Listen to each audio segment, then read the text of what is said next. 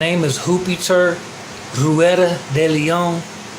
I used to go by the stage name Aeileon, spelled Aeileon, and I first became a national recording artist on Busy Bones' 2007 album entitled Trials and Tribulations.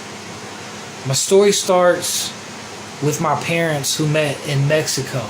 My father met my mother on a bus in Mexico. She was a runaway at the time.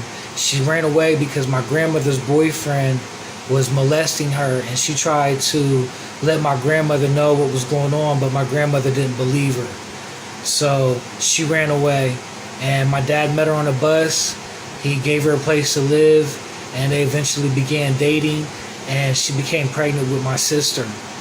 After she became pregnant, my father and her got married. My grandmother, my mother's mother, found out about it and took my mother to Miami, Florida. So my mother was writing my dad, letting him know where they were at, and he found her by the address on the envelope, visited her, and they continued their relationship against my grandmother's wishes. And then my mother became pregnant with me, and my grandmother wanted my mom to have an abortion. But then my grandmother found out that she was also pregnant, and she was pregnant with a boy as well. So she couldn't really push the issue of trying to get my mother to have an abortion. So my uncle is actually a day younger than me, because my grandmother and my mother both gave birth in the same hospital, just in 2 rooms away from each other. My grandmother was in one room, and my mother was in another room. So after I was born, my grandmother was still trying to get my mother to leave my dad, and she was trying to get her to date drug dealers and drug kingpins. My dad was against it. There was some type of argument, and they split up. My dad took me and came to Zanesville, Ohio, and started dating a lady named Roxanne, and had a son with her named Chaz.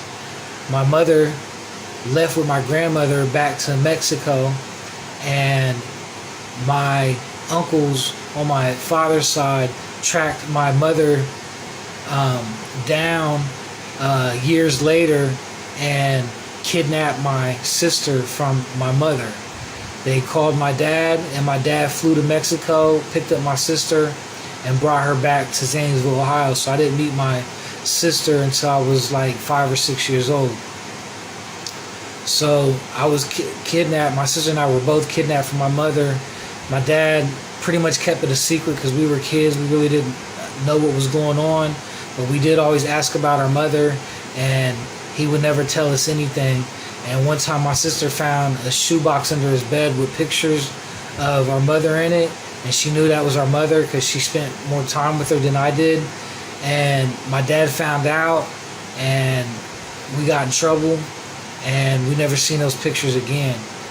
I ended up having a dream probably like 20 years later, 25 years later, somewhere around that time, and about 20 years later, and in a dream I seen a heavy-set lady with no hair standing in front of the TV, and I was trying to change the channel, and she said, "Get up and find your mom." And I'm like, "I don't have a mom." And she kicked me in my shin, and I woke up, and my shin hurt so bad I couldn't get back to sleep. So I went to my studio, and I pulled out the birth certificate, and I started Googling names, and I was able to track down my grandmother, and I found out that my mother actually died from cancer. So my sister and I went our whole lives never having a relationship with our mother, because my dad didn't want that to happen, and he never gave up the information, and he was very secretive his whole life here in America. He was always changing the name of his business and always changing his name, and he had so many different aliases and nicknames, but I forgive him for that. And as kids, when the relationship didn't work out with my father and Roxanne. He left and came to Columbus. So my half brother Chaz was raised just by his mother, and when my dad came to Columbus, he was still working in Florida, so he would pay babysitters to babysit me and my sister, but they wouldn't always be able to babysit us together, so we got split up into different homes and apartments, and she was molested. And I actually remember one time her and I were both molested. The female babysitter molested me, and her boyfriend molested my sister. And I remember my sister ran and hid under the bed, and the guy went and chased her and went under the bed and tried to molest her under the bed. And I ran and hid in the closet, and the lady ran into the closet and just started molesting me. So we had a rough childhood. We had to fend for ourselves at an early age. We always had to find ways to eat and feed ourselves, and it was just a very rough life. We actually didn't have a family structure until my dad met a lady named Brenda, and he had 2 sons with her, Gino and Nikolai. So we had a family structure for a few years, but that all fell apart. I felt like it was because I was given the Ouija board and I started playing with that, and a lot of demonic and negative things started happening in our household. My dad opened the refrigerator one time and seen the shadow turn into a demon. There's other experiences that my sister had there, and I had an experience where this was after the whole family had split up and moved out of the house. My dad was just using the house as storage, so there was no electricity or water.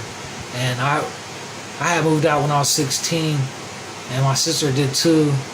And Brenda and her 2 kids, they had left a while ago, and my dad was staying with some girl that he was dating.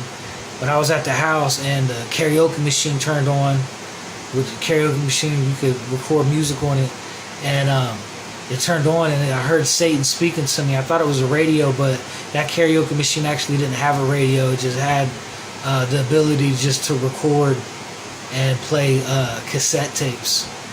And so when it turned on, I seen the light turn on, and I heard Satan talking to me. And he told me that I would be a famous rapper. A few years later, I met a guy named Misery, and he introduced me to Busy Bone. And when I met Busy Bone, I found out he was like a devil worshiper, and his foster brother actually got murdered, and it was an unsolved mystery. And I don't want to get too deep into it. I got so much I could say because I just been through so many things in life. But I didn't know nothing about blood sacrifices or the Illuminati or anything like that. And even a few years ago, one of the members in the group that we were in, Seventh Sign, his name was Prince Rasu. We called him Ru Gotti. His real name was Jerron Ben Rasu Thomas. He was actually beat to death by the Columbus Police Department in front of Josiah's house, and Josiah was his brother. And so yeah, that was actually worse than the George Floyd situation, because they brutally beat him to death. And they protested and marched downtown, and the Columbus police officers were like going like this, like boo-hoo-hoo, and very heartless and cold-hearted, and they didn't care. But needless to say, just from that experience, and even working in the movie industry and being an actor, signed to Camp Talent out here in Columbus, Ohio, I just began to do a lot of research and just went through like a great awakening, and just really realized that we definitely don't wrestle with flesh, but we wrestle with principalities and dark forces. And so at this point in my life, I'm a disciple of Christ, and I take my walk with him very seriously, and obedience is key. No drugs, no fornication, no cussing, just no listening to secular music or watching secular TV. You have to be very disciplined in this Christian lifestyle, and fasting and prayer is key. And I'm on fire for God because he pursued me, and he saved my life, and he never abandoned me. He was always there for me. And